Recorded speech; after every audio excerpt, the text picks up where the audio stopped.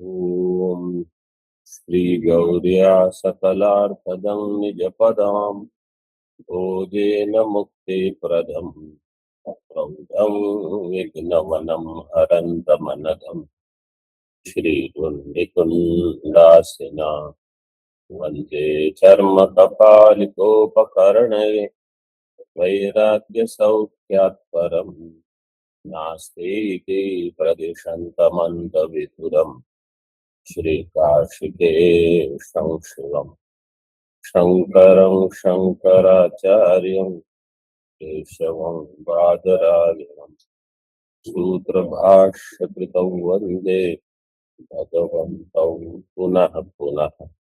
ईश्वरो गुरुरात्मेति मूर्तिभेदविभागिने व्योमवद्व्याप्तदेहाय दक्षिणामूर्तये नमः।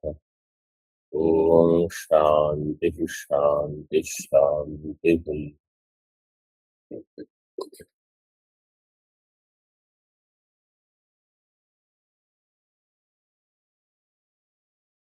प्रसिद्धेश्च ये सूत्र पूरा हो चुका था। प्रसिद्ध क्या है? आकाश शब्द जो है वो ब्रह्म में प्रसिद्ध है और भूताकाश में होने पर भी उपमान उपमेय वहां नहीं हो। आगे अष्टादश सूत्र में कहा इतर परामर्शात स इति चेत न असंभवात। इतर का अर्थ है जीव। एषः संप्रसादः, इसके द्वारा जीव का परामर्श हुआ है। जीव का परामर्श होने से सहा सहा जीवः कहा दहर आकाश। वो दहर जो है, दहर आकाश है, वो जीव हो सकता है। इति चेत, ये पूर्व पक्ष कहेगा, सिद्धांत कहेगा न असंभवात, ये संभव नहीं। भाष्य में देखिए, यदि वाक्य शेष बलेन दहर इति परमेश्वर परिगृह्येत अस्ति हि इतरस्यापि जीवस्य वाक्य शेष परामर्शः। वाक्य शेष के बल से अगर आप कहोगे दहर का अर्थ परमेश्वर होगा, तो वाक्य शेष के बल से दहर का अर्थ जीव भी हो सकता है। कैसे? अथ य एष संप्रसादो अस्मात् शरीरात् समुत्थाय परम ज्योतिरुपसंपद्य स्वेन रूपेण अभिनिष्पद्यत एष आत्मेति होवाच इति। अथ यह एष संप्रसादो, यह संप्रसाद है अस्मात् शरीरात् समुत्थाय, इस शरीर से उत्थान करके, इस शरीर का तादात्म्य छोड़ के, परम ज्योति उपसंपद्य, परम ज्योति को प्राप्त करके, इसका अर्थ अलग से करेंगे। यहाँ भले ऐसा दिया हो परम ज्योति उपसंपद्य, उपसंपद्य में क्या प्रत्यय लगा है? ल्यप प्रत्यय लगा है। और फिर स्वेन रूपेण अभिनिष्पद्यते, क्रियापद वहां है, पूर्ण क्रिया निष्पद्यते में, लेकिन उसका अर्थ बदल देंगे बाद में। एष आत्मा इति होवाच, यही आत्मा है जो अपने स्वरूप को प्राप्त करता है। इति टीका में जीवस्य अपि वाक्य शेषम आह अथ इति दहरोक्ति अनंतरम मुक्तोपसृप्यम शुद्धम ब्रह्म उच्यते। दहरोक्ति अनंतरम, दहर उक्ति के पश्चात मुक्तोपसृप्यम, मुक्तैः उपसृप्यम प्राप्यम, मुक्तों के द्वारा जो प्राप्त होता है वो क्या है? शुद्ध ब्रह्म, शुद्धम ब्रह्म मुक्तोपसृप्यम। यह एषः संप्रसादः जीवः। अभी देखो ये मंत्र की व्याख्या करते हैं। यह एष संप्रसादो अस्मात् शरीरात् समुत्थाय, इसकी व्याख्या करते हैं। यह एष संप्रसादः, संप्रसाद का अर्थ है जीव। लेकिन जीव यहाँ आप ले लीजिए सुषुप्ति अवस्था अभिमान। जो सुषुप्ति अवस्था में ही संप्रसाद है, बिल्कुल आनंद ही आनंद है।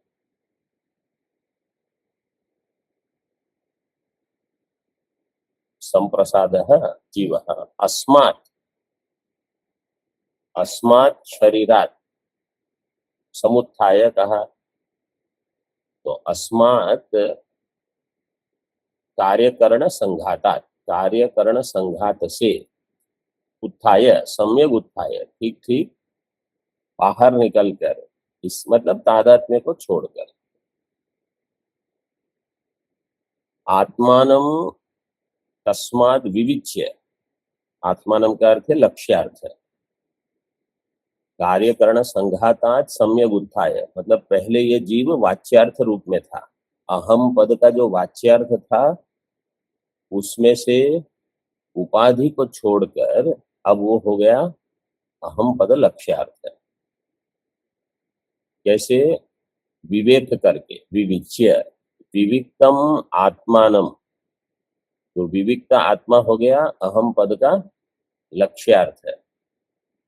स्वेन ब्रह्म रूपेण अभिनिष्पद्य, उसको स्वेन रूपेण मतलब ब्रह्म रूप, अपने आप को ब्रह्म रूप से जानकर, अभिनिष्पद्य साक्षात्कृत्य, तो जो अहम पद का लक्ष्यार्थ है उसको ब्रह्म रूप से जानकर,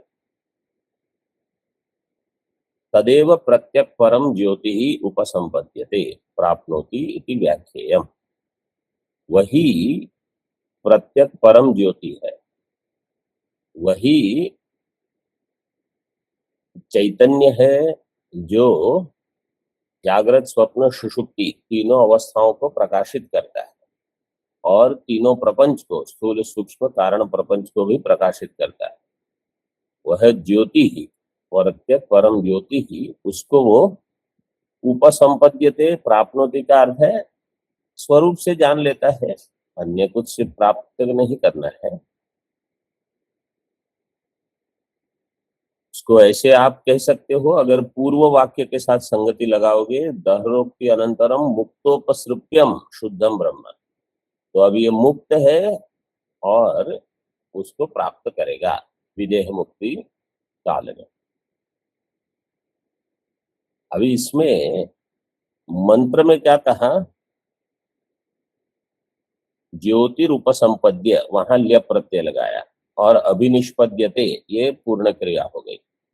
और टीका में जो अर्थ किया है उसका कैसे अर्थ किया है, स्वेन ब्रह्म रूपेण अभिनिष्पद्य, वहां ल्य प्रत्यय किया साक्षात्कृत्य, और उपसंपद्यते प्राप्नोति एक क्रिया पूर्ण क्रिया बता दी। तो कोई पूछेगा कि आपने जहां ल्य प्रत्यय था उससे हटा के किसी और में लगा दिया, तो दृष्टांत देते हैं, यथा मुखम व्यादाय स्वपिति इति वाक्यम सुप्त्वा मुखम व्यादत्ते इति व्याख्यायते तद्वत्। मुखम व्यादाय स्वपिति, मुख खोल के सोता है, किसी किसी को ऐसे आदत होती है मुख खुला रख के सो जाते हैं। तो प्रश्न ये होगा कि अविल्य प्रत्यय लगा है मुखम व्यादाय वहां, तो पहले मुख खोल लिया,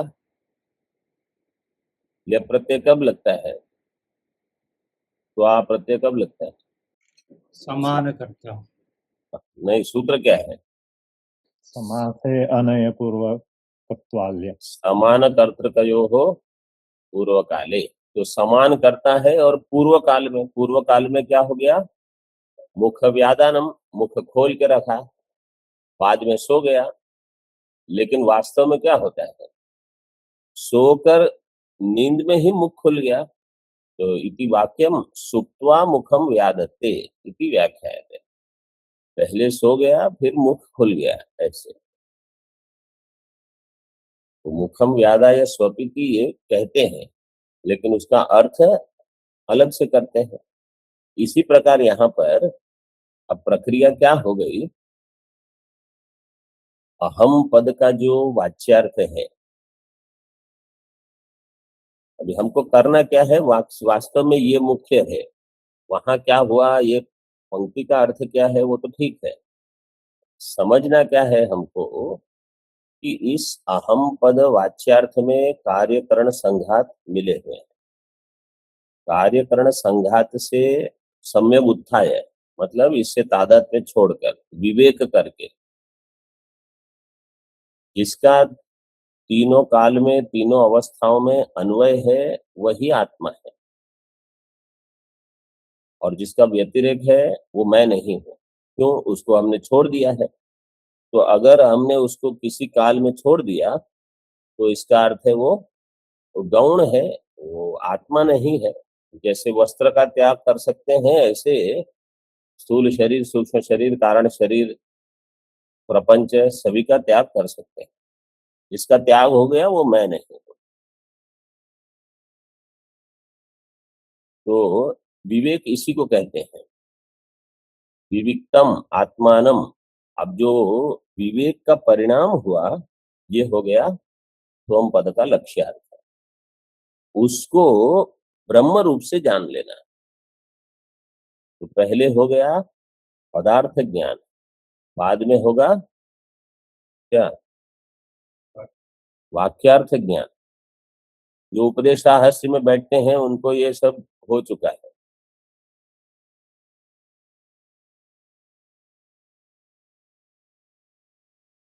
तो ये चिंतन अगर सतत चलता रहे, तब वाच्यार्थ से हम हटेंगे, तब परोक्ष ज्ञान अपरोक्ष ज्ञान हो सकता है। और उसका साक्षात करना मतलब उसका अपरोक्ष हो जाए, साक्षात्कृत्य जो दिया है। केवल बोलने मात्र से नहीं, तदेव प्रत्यक्ष परम ज्योति ही उपसंपद्यते। उसी ब्रह्म को, चैतन्य को स्वरूप से जान लेता है ऐसे। और ये ज्योति अनात्मा है, उसका निराश करते हैं। ज्योतिषो अनात्मत्वम निरस्यति। एष आत्मा, यही आत्मा है इति होवाच। अत्र हि संप्रसाद शब्दः श्रुत्यंतरे सुषुप्तावस्थायां दृष्टत्वात् तदवस्थावन्तं जीवं शक्नोति उपस्थापयितुं न अर्थांतरम। ये जो संप्रसाद शब्द है, अत्र ही संप्रसाद शब्द है श्रुत्यंतरे सुषुप्तावस्थायाम दृष्टत्वात्। तो ये संप्रसाद शब्द अन्य श्रुति में, मतलब यहाँ छांदोग्य अष्टम अध्याय में ही आगे वो कहेंगे कि ये सुषुप्त अवस्था है।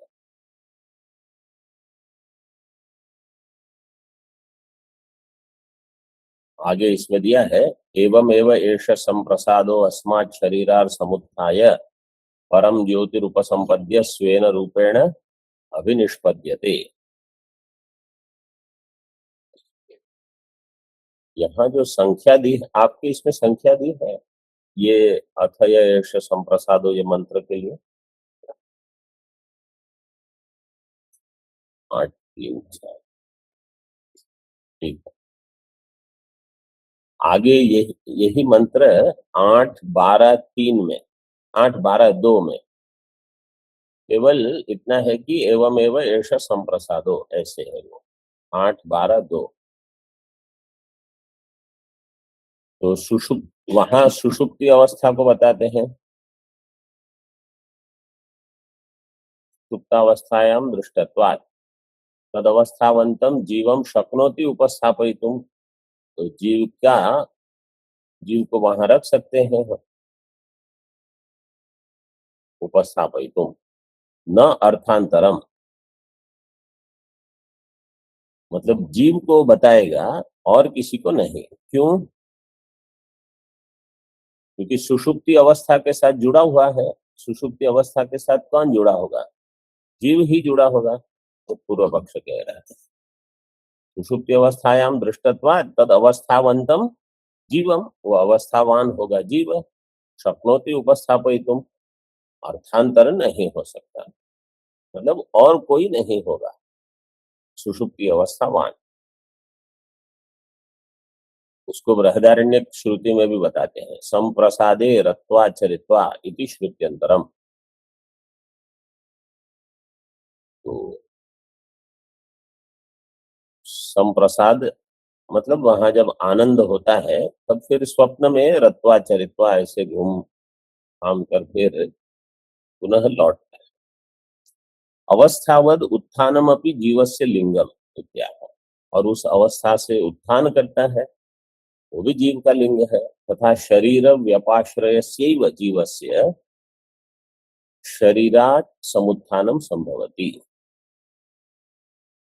शरीर व्यपाश्रयस्य जीवस्य,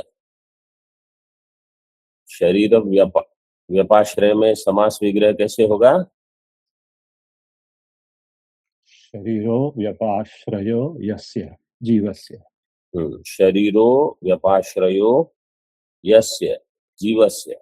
व्यपाश्रय का अर्थ है आश्रय। शरीर ही आश्रय है इस जिस जीव का, मतलब वहां रहकर अपने कर्मों का भोग कर सकता है। इस जीव का शरीर से समुत्थानम संभव है। जिसका शरीर के साथ संबंध हो वो संबंध काट सकता है, जिसका कभी संबंध ही नहीं है वो क्या काटेगा? यथा आकाश व्यपाश्रयाणाम वायवादीनाम आकाशात समुत्थानम तद्वत्। जैसे आकाश व्यपाश्रयाणाम, आकाश है आश्रय जिनका, किनका? वायुवादीनाम। आकाशात समुत्थानम, उस आकाश से उसका समुत्थान होता है। इसी प्रकार से टीका में तदाश्रितस्य तस्मात् समुत्थाने दृष्टांत है। जैसे जीव शरीर में आश्रित होने पर भी उससे उत्थान कर सकता है, उसने दृष्टांत दिया। जैसे वायु आकाश में आश्रित होकर उससे उत्थान करता है। ननु क्वापि आकाश शब्दो जीवे न दृष्ट इत्याशंक्य उक्तावस्था उत्थान लिंग बलात् कल्प्य इत्याह। क्वापि आकाश शब्दो जीवे न दृष्ट, ये कौन कहेगा? सिद्धांति कहेंगे। सिद्धांति। सिद्धांति कहेगा आप कह रहे हो दहर आकाश का अर्थ जीव होगा, लेकिन आकाश शब्द तो कहीं जीव में देखा नहीं गया। इतिहाशंक्य उक्तावस्था उत्थान लिंग बलात्, उत्थान के लिए जो बताया समुत्थाय, अस्मात् शरीरात् समुत्थाय, तो लिंग हो गया।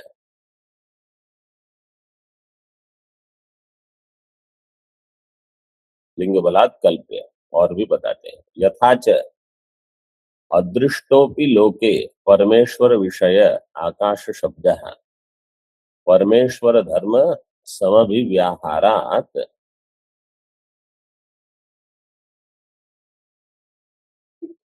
आकाशो वै नाम नाम रूपयोर निर्वहिता इति एवं आदौ परमेश्वर विषयो अभ्युपगत एवं जीव विषयों की भविष्यति।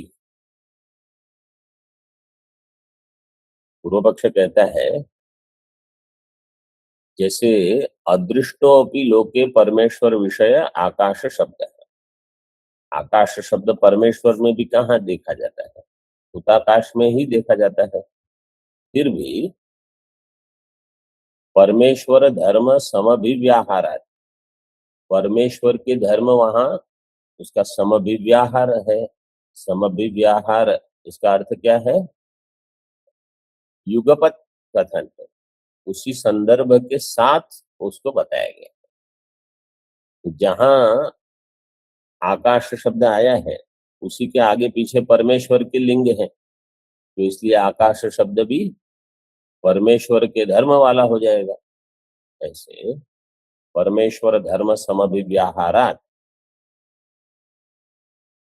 आकाशो वै नाम नाम रूपयोर निर्वहिता, ऐसे आप कहते हो। इति एवं आदौ परमेश्वर विषयो अभ्युपगता, परमेश्वर विषयो अभ्युपगता कहा, आकाश शब्द है। द- आकाश शब्द परमेश्वर विषयो अभ्युपगता है। एवं इसी प्रकार जीव विषयों की भविष्यति, तो जीव विषय भी हो जाएगा। तस्मात् इतर परामर्शात् दहरो अस्मिन् अंतराकाश इति अत्र स एव जीव उच्यते इति चेत्, इसलिए इतर परामर्शात्, ये सूत्र में है, इतर परामर्शात् दहरो अस्मिन् अंतराकाश, यह इसके द्वारा जीव बताया जाता है। जीवः उच्यते इति चेत्, टीका में नियामका भावात् जीवो दहरः किं न स्यात् इति प्राप्ते नियामकम् आह। नियामक नहीं होने से, मतलब कोई ऐसा निश्चय करने वाला नियामक नहीं है कि दहर का अर्थ जीव ही होगा, तो नियामक अभावात जीवो दहर है किम न स्यात्, जीव दहर होगा ऐसा क्यों नहीं हो सकता। इति प्राप्ते नियामकम आह न एतत् इत्यादि ना, नियामक बताते। दहरे भाष्य में न एतद एवं स्यात्, नहीं ये नहीं हो सकता। सिद्धांत कहेगा कि दहर आकाश का अर्थ अथवा दहर का अर्थ जीव नहीं हो सकता। क्यों? कस्मात् असंभवात्, संभव नहीं। नहीं जीवो बुद्ध्यादि उपाधि परिच्छेदाभिमानी सन आकाशेन उपमीयेत। जीवो बुद्ध्यादि उपाधि परिच्छेद अभिमानी होता हुआ, जीव बुद्ध्यादि उपाधि से परिच्छिन्न है, उसका अभिमान करता है, उसको आकाश की उपमा कैसे दे सकते हो? आकाश में तो परिच्छेद नहीं है और जीव परिच्छिन्न है। न च उपाधि धर्मान अभिमन्यमानस्य अपहत पापमत्वादयो धर्माः संभवन्ति।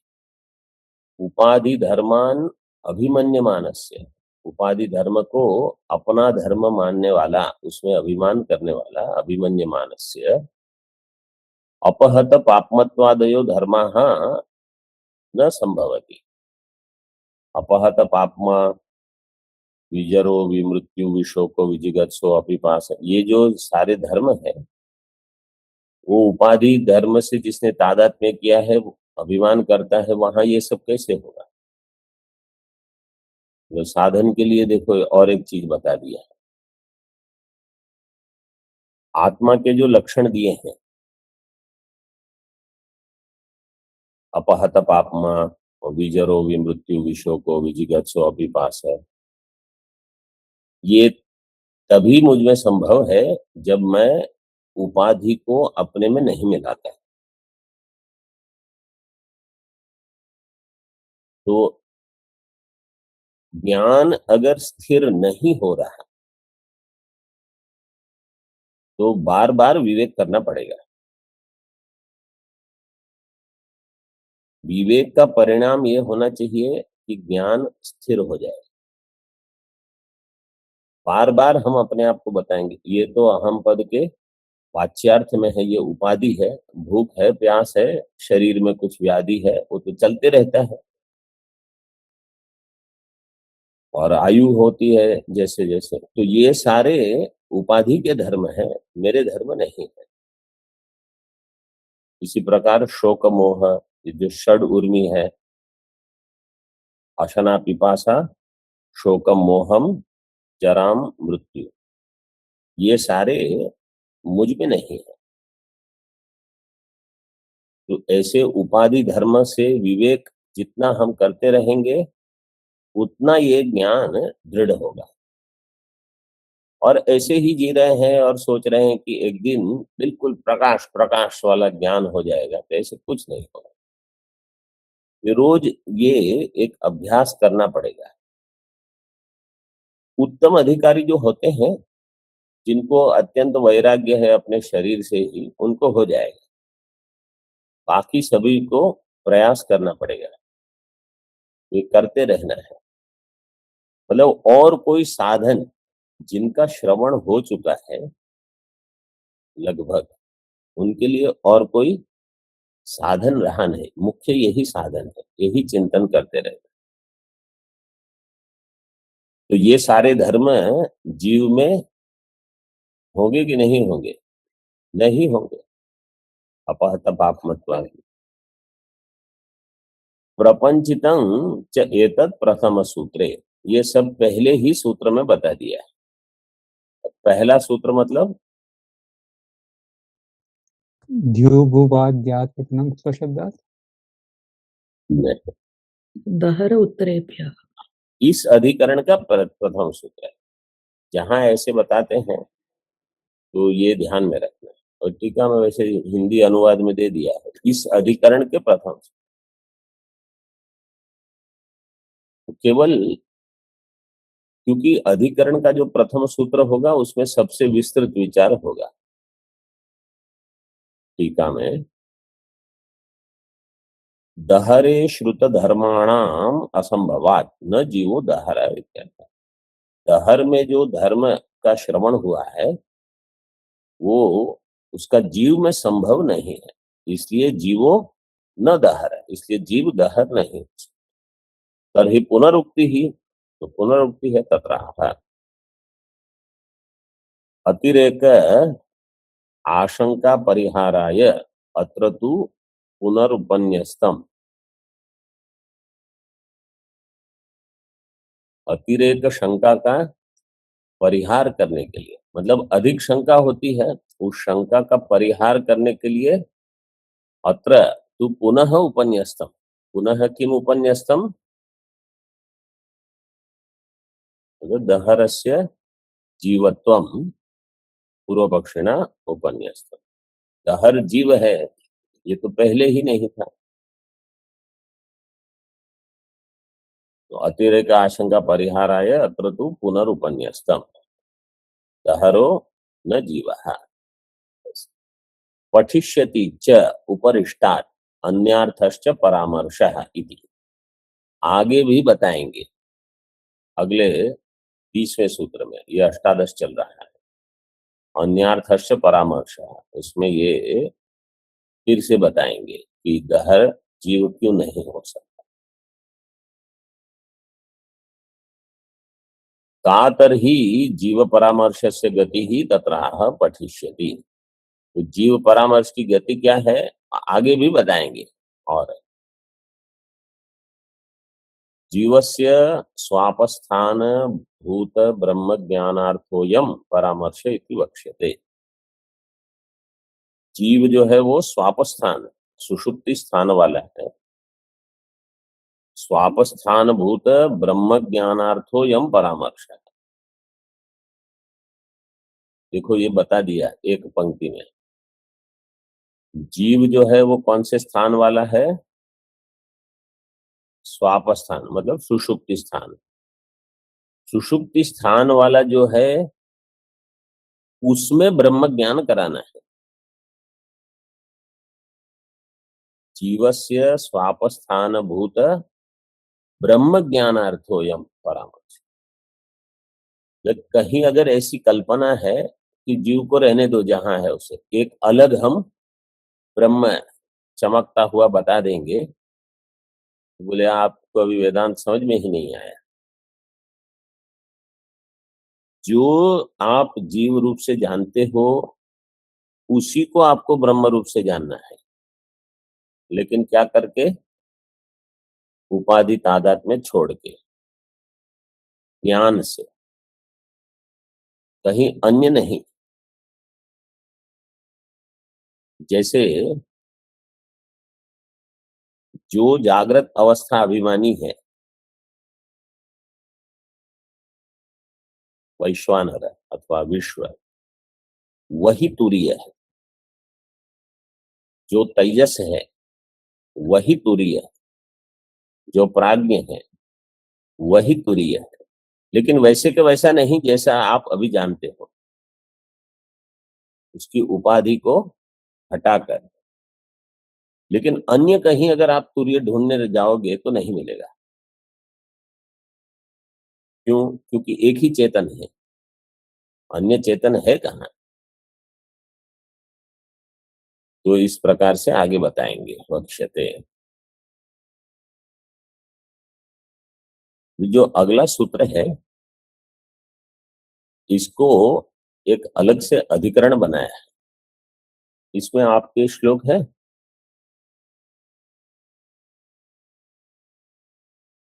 हमारे पुस्तक में इसको अधिकरण बना के इसके श्लोक दिए। हाँ हाँ, तो जो लिखा है वैयासिक न्यायमाला, ब्रह्म विद्यावरण, ये सब में पृथक अधिकरण है, लेकिन भाष्य रत्न प्रभा के अनुसार अलग से अधिकरण नहीं बनाया। उत्तराच्चेदाविर्भूत स्वरूपस्तु उत्तराच्चेदाविर्भूत स्वरूपस्तु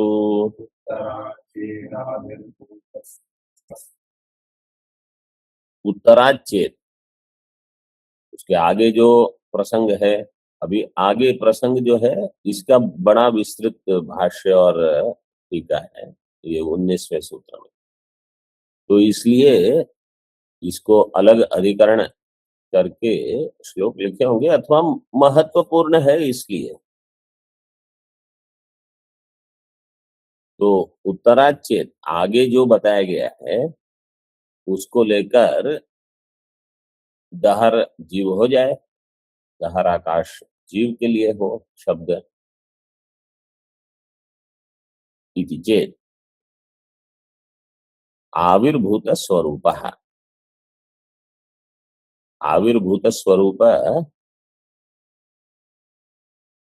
मतलब जिसके जिसको अभी स्वरूप का आविर्भाव हो गया, जिसको अपने स्वरूप का ज्ञान हो गया। तो किसको अपने स्वरूप का ज्ञान होगा? जीव को अपने स्वरूप का ज्ञान होगा। जीव को अपने स्वरूप का क्या ज्ञान होगा? कि मैं ब्रह्म हूँ, जीवत्व मुझ में कभी नहीं था। तो श्रुति क्या कहना चाहती है, ये हमेशा ध्यान रखना। जिसको हम जीव मानते हैं उसी को ब्रह्म बताना है। ये कोई अलग से, जिसको आप रज्जु सर्प देखते हो उस रज्जु सर्प को ही रज्जु बतानी है।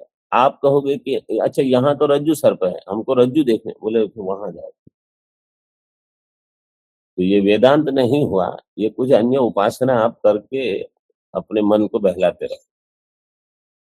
जहां भ्रांति हो रही है वहीं उसका अधिष्ठान होगा।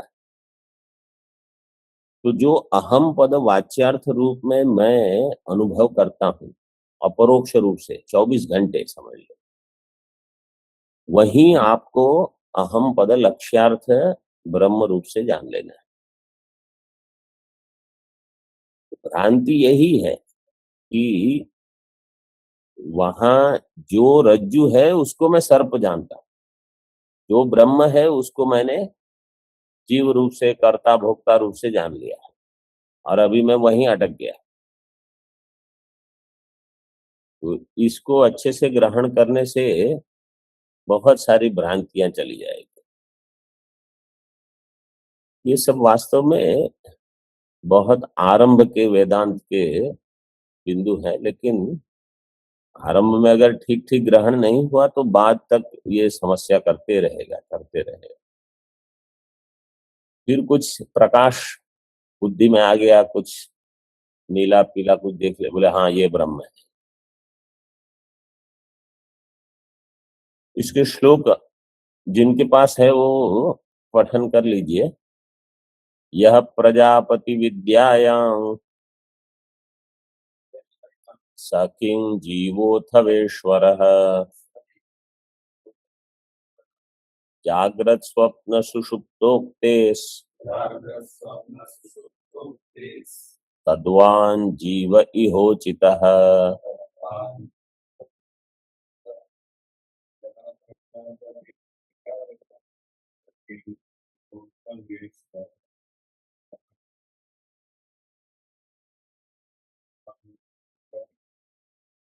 आत्मापहत पाप्मेति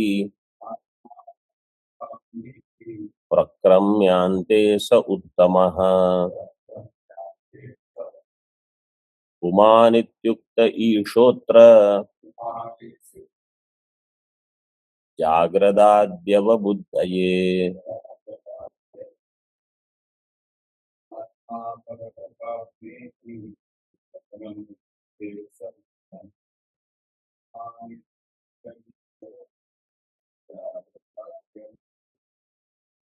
ये श्लोक का प्रयोजन क्या है?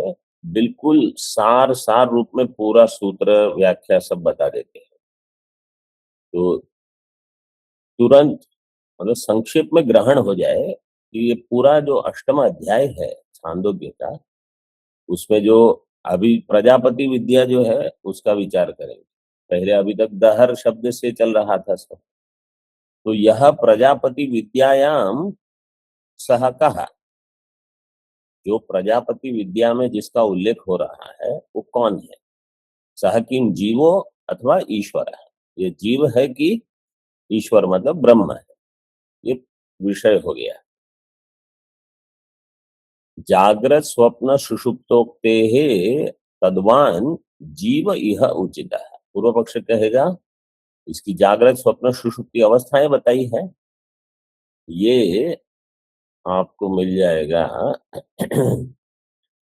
नवम खंड से। नवम खंड में इंद्र और विरोचन दोनों सुवासन परिष्कृत ये सब देख के फिर हो गए, और दोनों मघवन और विरोचन प्रावराजी दोनों निकले वहां से। और इंद्र ने फिर कहा ना हम अत्र भोग्यम पश्यामि, मैं इसको ठीक ठीक आत्मा है ऐसे नहीं जान सकता। क्यों? क्योंकि इसमें तो बहुत सारे दोष हैं। तो ब्रह्मा जी ने क्या कहा? तुमने ठीक समझा। जब वो वापस लौटते हैं, एतंतु एव भूयो अनुव्याख्या से, मैं तुमको फिर से बताऊंगा। तुमने जो समझा वो ठीक है, मतलब कि तुमने गलत समझा, मतलब तुमने समझ लिया कि ये आत्मा नहीं है, वो ठीक आपने समझा। मैं तुमको और थोड़ा बताऊंगा। मतलब ऐसा नहीं है कि प्रजापति ब्रह्मा जी ने उसको गलत बताया, इंद्र ने ठीक ठीक विवेक नहीं किया। वो उपाधि को लेकर उसने समझा आत्मा को। उसको कहा मैंने तुमको पहले बताया। देखो हर एक पंक्ति जो है ना मंत्र में, ये मीमांसा के लिए बहुत उपयोगी। वो क्या कहते हैं? जो मैंने तुमको पहले बताया वही तुमको फिर से बताऊंगा, मतलब कुछ अन्य नहीं बताऊंगा। जिसको पहले मैंने बताया, जिसको तुमने सर्प समझा, उसी को मैं बताऊंगा। अब आप उसको उदक धारा समझ लो, उसी को मैं बताऊंगा। अभी आप उसको भूछिद्र समझ लो, फिर मैं फिर से बताऊंगा। और प्रत्येक समय क्या करना है? वस अपराणी द्वात्रिंशन् वर्षाणी, और 32 साल रहो। और तो ये जागृत का विवेक हुआ। फिर दशम खंड जो है इसमें स्वप्न है, और एकादश खंड जो है इसमें सुषुप्ति। इस प्रकार से 3 हुआ। तीसरी बार भी फिर से गए इंद्र। फिर जब लौटे बोले इसमें भी ना हम भोग्यम पश्यामि, तो बोले फिर से मैं वही बताऊंगा जो मैंने पहले बताया था। प्रजापति जी का ये एक वाक्य जो है आधार है विचार के लिए। उन्होंने ये नहीं कहा कि अच्छा ठीक है मैं तुमको और कुछ बता दूंगा। अगर ऐसा होता तो इससे क्या सिद्ध होता कि पहले उन्होंने कुछ और ही बता दिया, केवल अंत में ही बताया ये। तो ऐसा नहीं था, वो पहले से ब्रह्म ही बता रहे थे। एतम तु एवते भूयो अनुव्याख्यास्यामि, फिर से मैं वही बताऊंगा। नो एव अन्यत्र एतस्मात्, इससे अलग नहीं बताऊंगा। जो मैंने पहले बताया द्वितीय विकल्प तृतीय वही बताऊंगा और 5 वर्ष फिर बता दें। ये वाक्य को भी आगे चिंतन के लिए लेंगे, मतलब प्रत्येक वाक्य। तो अभी यहाँ देखो क्या कहते हैं श्लोक में, जागृत स्वप्न सुषुप्ते सुषुप्तोक्ते है तद्वान, जागृत स्वप्न सुषुप्ति की उक्ति होने से उस अवस्थावान जो है तद्वान, वो जीव ही उचित है। यहाँ जीव यह उचित है। अब सिद्धांति कहेगा नहीं, आत्मा अपहत पापमा ये उपक्रम है, इति प्रक्रम्य। अंत में क्या कहा, उत्तम पुरुष, उत्तम पुमान, तो उत्तम पुरुष ये जीव में नहीं घटेगा। इति उक्ते ईशो अत्र, ये ईश्वर है। तो कोई प्रश्न करेगा फिर ये जागृत आदि अवस्था किसकी है? बोले जागृत आदि अवबुद्ध, ये जागृत आदि अवस्था क्यों क्यों बताई है? ब्रह्म का ज्ञान कराने के लिए बताई है। जागृत आदि अवस्था अगर नहीं बताते तो आप ब्रह्म को कहीं अन्य जगह ढूंढते रहते, कुछ और है। इसलिए जो जागृत अवस्थावान है वही ब्रह्म बताना है।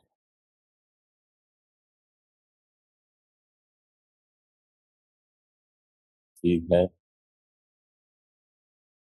अब देखिए,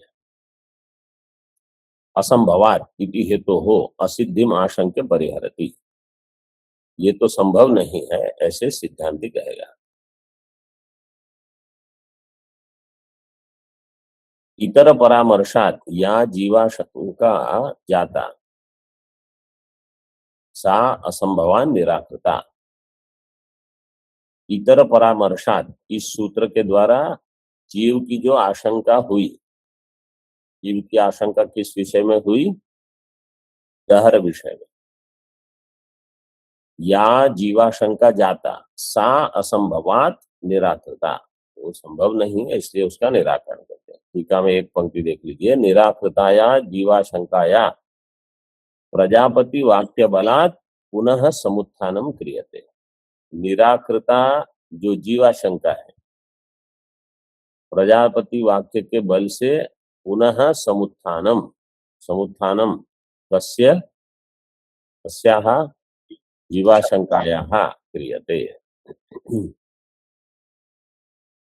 ओम पूर्णमदः पूर्णमिदं पूर्णात् पूर्णमुदच्यते पूर्णस्य पूर्णमादाय पूर्णमेवावशिष्यते। ओम शांति शांति शांति। शंकरं शंकराचार्यं केशवं बादरायणं सूत्रभाष्यकृतौ वन्दे भगवन्तौ पुनः पुनः। ईश्वरो गुरुरात्मेति मूर्तिभेदविभागिने व्योमवद्व्याप्तदेहाय दक्षिणामूर्तये नमः। ओम शांति शांति शांति।